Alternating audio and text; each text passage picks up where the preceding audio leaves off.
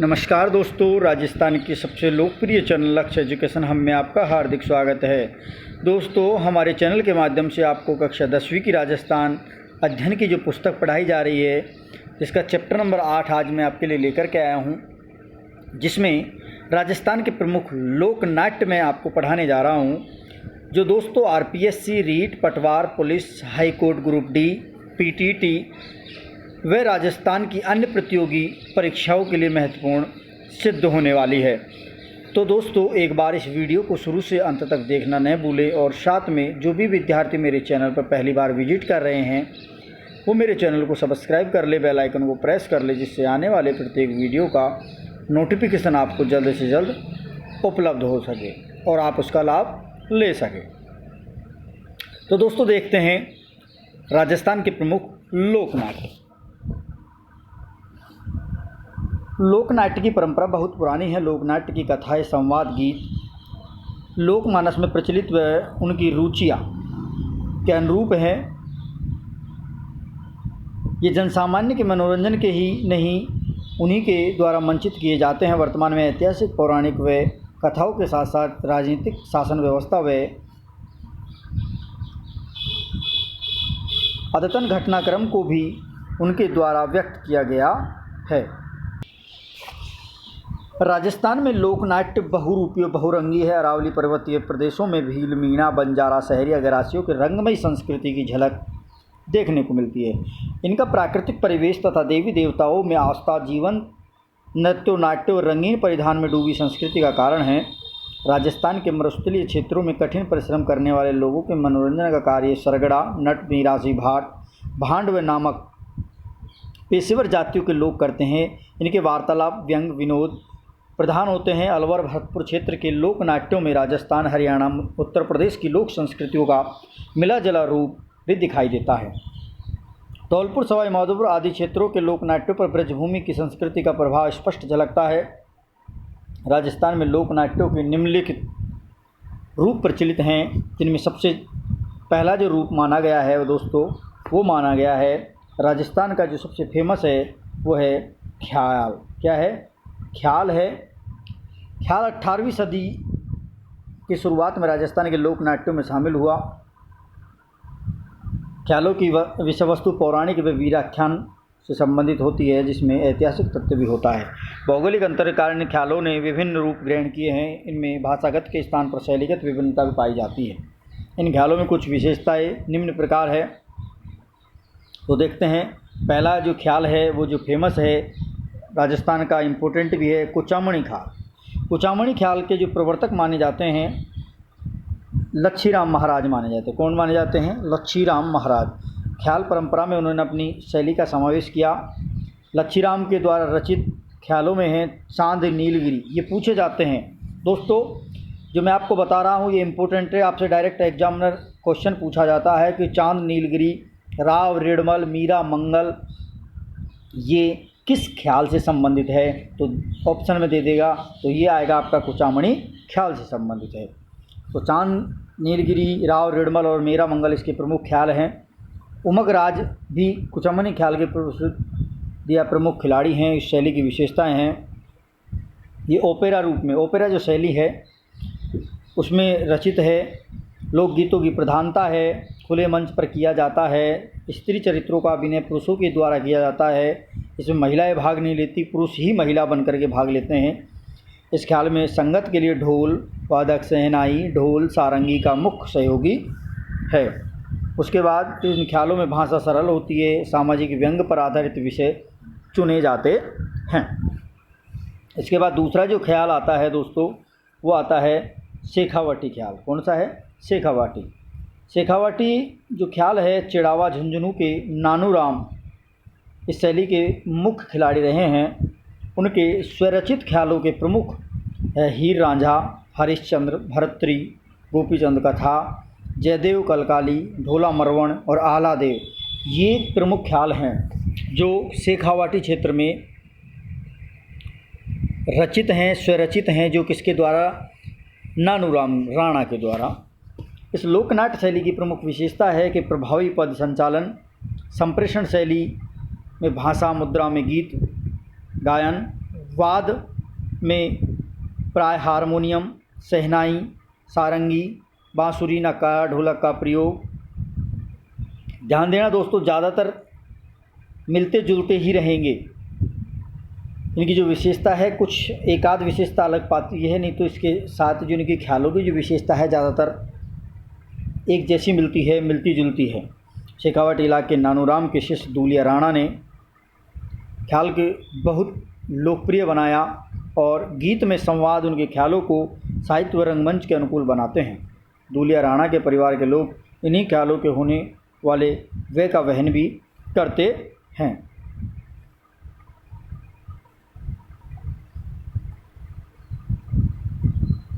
अगला ख्याल देखते हैं और ये भी फेमस है और वो है जयपुरी ख्याल। कौन सा है दोस्तों? जयपुरी ख्याल। जयपुरी जो ख्याल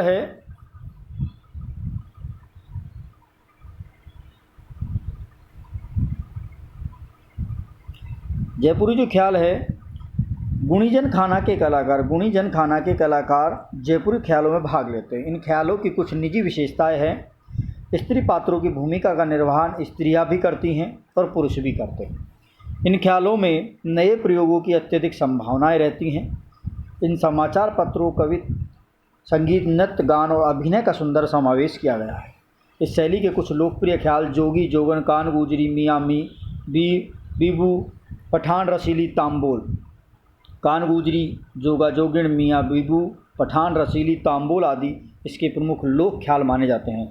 दोस्तों, अब की बार जो एग्ज़ाम में जो एग्जामिनर है, ज़्यादातर आपको ध्यान रखना, विशेषताओं से क्वेश्चन आपको 100% एक क्वेश्चन मिलेगा, क्योंकि विशेषताएं दी गई है। जो राजस्थान बोर्ड में जो एनसीईआरटी की जो पुस्तकें लागू की गई है, जिनमें विशेषता दी गई है, तो आपसे विशेषताओं का क्वेश्चन तो बनता है।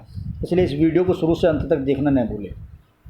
और साथ में जो भी विद्यार्थी मेरे चैनल पर नए हैं, चैनल को सब्सक्राइब कर ले, बेल आइकन को प्रेस कर ले। अगला ख्याल है हेला ख्याल। बहुत पूछा जाता है, ज़्यादा इम्पोर्टेंट भी है और डायरेक्ट पूछा जाता है, हेला ख्याल किस क्षेत्र में प्रसिद्ध है? तो दौसा, लालसोट और सवाई माधोपुर क्षेत्र में ये हेला ख्याल बहुत ज़्यादा फेमस माना जाता है। इस ख्याल के प्रमुख प्रेरक शायर होते हैं बम्ब। जो बड़ा नगाड़ा होता है, इसके प्रयोग के साथ इस ख्याल का आरंभ होता है। साथ में नौबत भी बजाया जाता है। इस ख्याल की प्रमुख विशेषता है हेला देना या लंबी टेर। उसके बाद अगला ख्याल आता है कन्हैया ख्याल। कौन सा ख्याल है? कन्हैया ख्याल। कन्हैया ख्याल करौली, सवाई माधोपुर, धौलपुर, भरतपुर, दौसा क्षेत्र में प्रसिद्ध लोकनाट्य है। इस ख्याल में कही जाने वाली मुख्य कथा को तो कहन और मुख्य पात्र को मीडिया कहा जाता है। अब से अगर पूछा जाए पर्सनल जिला, तो कन्हैया ख्याल करौली में होगा। इसमें होगा दोस्तों, पर्सनल जिला पूछे तो करौली आएगा। अगर एक ही जिला ऑप्शन में दे दिया जाता है तो वहाँ करौली करके आना है आपको, सवाई माधोपुर, धौलपुर नहीं करना है, ध्यान रखना। करौली, अगर करौली नहीं हो तो धौलपुर करना होगा। क्या करना होगा? धौलपुर करना होगा। अगला है तुर्रा कलंगी। अगला बहुत ज़्यादा फेमस है राजस्थान का और ज़्यादातर एग्ज़ाम में पूछा गया है। आरपीएससी के तो जितने भी एग्ज़ाम होते हैं उनमें सबसे ज़्यादा पूछा जाता है तुर्रा कलंगी ख्याल। मेवाड़ के सहाली और तुकनगी नामक दो संत पीरों ने 400 ईसा पूर्व तुर्रा कलंगी की रचना की। इसमें शिव और कलंगी को पार्वती, या तुर्रा को तो शिव माना जाता है, तुर्रा को शिव और कलंगी को पार्वती का प्रतीक माना जाता है।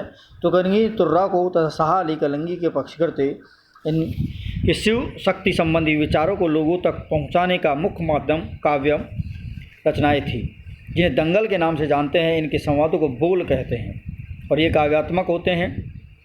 तुर्रा कलंगी के सर्वप्रथम खेले गए ख्याल का नाम तुर्रा कलंगी का ख्याल था।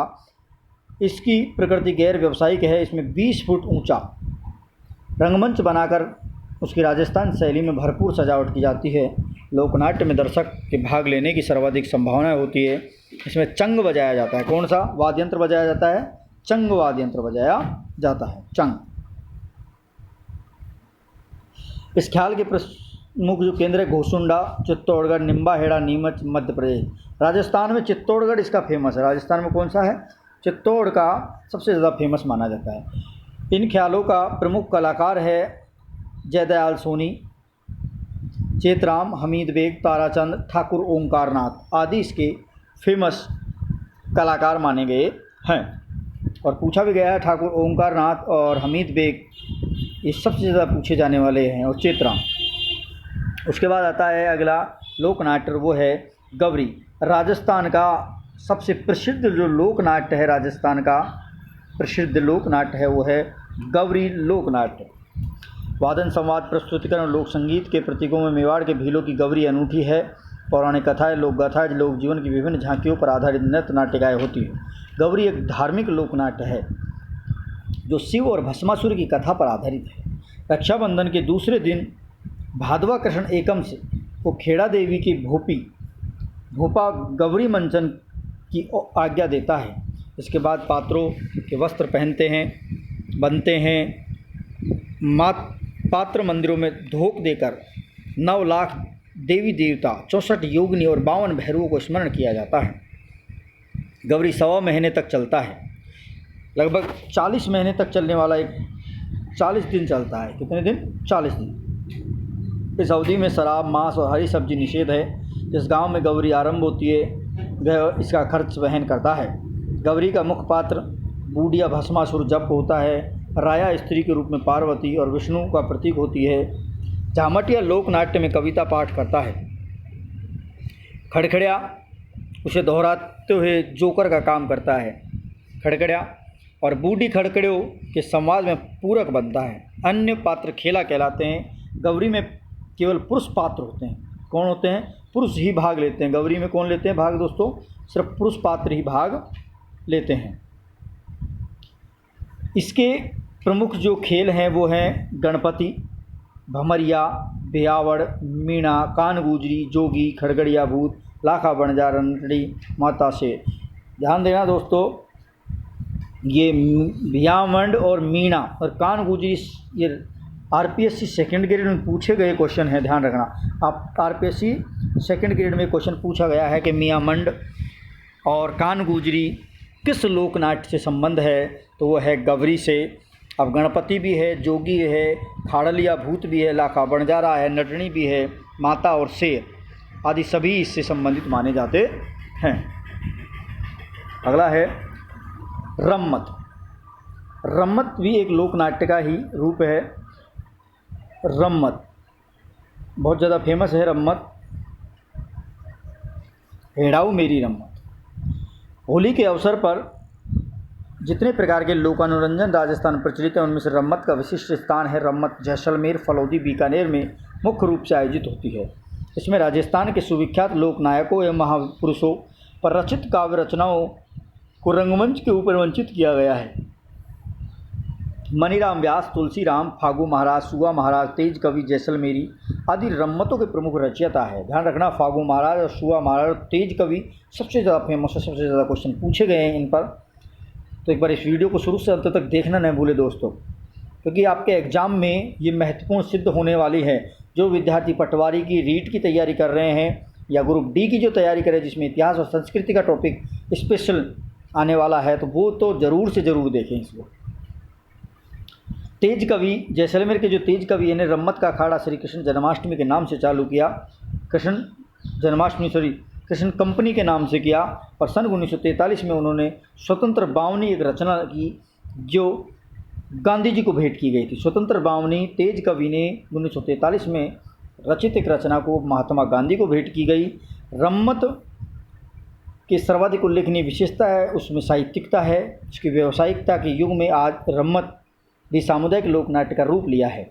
रम्मत की मूल ऊर्जा तैरियो होते हैं। रम्मत की मंचन योजना खुले मोहल्ले, मंडी, बाजार, चौक में होती है। बड़े बड़े लकड़ी के पाटों पर राजा रानी के बैठने के लिए छतरीनुमा सिंहासन बनाया जाता है। मुख्य मंच के चारों ओर दर्शक बैठे। ऊंचे मंच पर वादक नगाड़ा, तबला, झांझ, चिमटा, तंदूरा, ढोलक, हारमोनियम आदि लेकर एक कोने में बैठते हैं। टेरियों के बोल के साथ पात्र नाचते हुए अपनी कला प्रदर्शित करते हैं। बीकानेर की रम्मत, ध्यान रखना कहाँ की फेमस है रम्मत, तो बीकानेर की रम्मत आचार्य के चौक की अमर सिंह राठौड़ की रम्मत, विश्व की चौक की चौबेल नौटंकी की रम्मत और कीकाणी व्यासों की चौक की जन्मदास जी की रम्मत बहुत ज़्यादा फेमस है। बीकानेर की रम्मत बहुत ज़्यादा फेमस मानी जाती है, प्रसिद्धि है। अगली है तमाशा। तमाशा लोकनाट्य जयपुर का फेमस है और जो सवाई प्रताप सिंह थे के काल में तमाशा लोकनाट्य शुरू हुआ। भट्ट परिवार के परंपरागत रूप में आज भी तमाशा लोकनाट्य का मंचन किया जाता है। फूलजी भट्ट, गोपी कृष्ण भट्ट, वासुदेव भट्ट की परंपरा में ये आज भी जीवित है।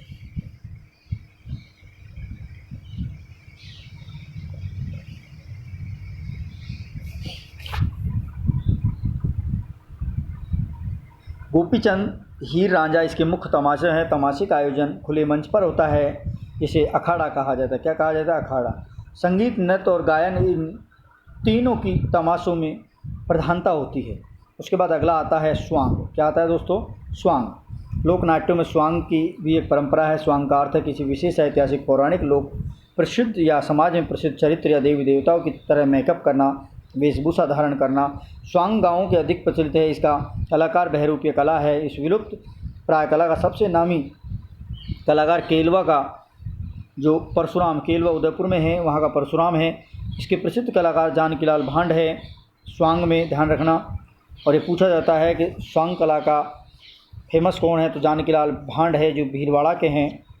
आप क्या जानते हैं, दूल्हे की बारात जब लड़की वालों के यहाँ चली जाती है तब पीछे से वर पक्ष की महिलाएं वर वधू की नकल के रूप में स्वांग प्रदर्शित किया जाता है। उसे टूटिया या ठूंटकी या खोड़ा कहते हैं।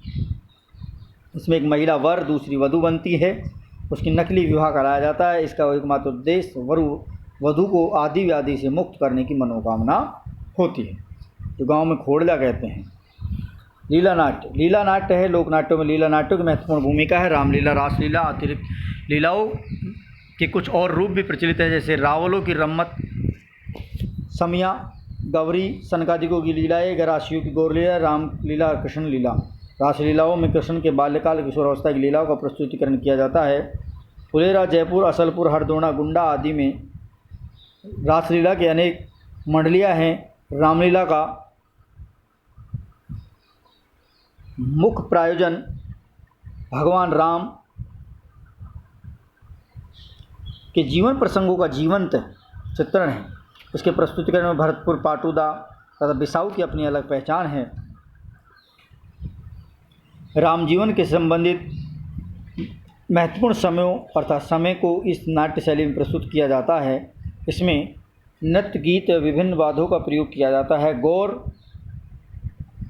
आयोजन गरासियों का बैसाख चतुर्दशी को भाक्योर की गणगौर के नाम से किया जाता है। इसमें लकड़ी की गौर हंसर को गरासिया, स्त्री अपने सिर पर नृत्य करती है। इसके बीच में पुरुष मुखौटा लगाकर तलवारबाजी का प्रदर्शन करता है। सनकादिकों की लीलाएँ राजस्थान में अत्यधिक प्रसिद्ध है। इन लीलाओं के प्रमुख अखाड़े घोसुंडा, बस्सी हैं। घोसुंडा में राधा कृष्ण की युगल स्वरूप एवं रास आदि लीलाओं का आयोजन किया जाता है। अवतारों के चेहरे विभिन्न प्रकार के मुखौटे धारण किए रहते हैं। बस्सी में ब्रह्मा, गणेश, कलिका, हिरण्यकश्यप, नरसिंह अवतार आदि झांकियाँ बहुत ज़्यादा प्रसिद्ध है या और वहाँ प्रदर्शित की जाती है। उसके बाद नौटंकी धौलपुर, करौली, अलवर, गंगापुर, भरतपुर और सवाई माधोपुर में नौटंकी खेल बहुत ज़्यादा प्रसिद्ध मानी जाती है।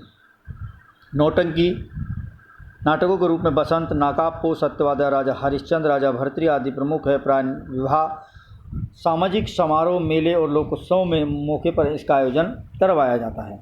उसके बाद चार बैत शैली है।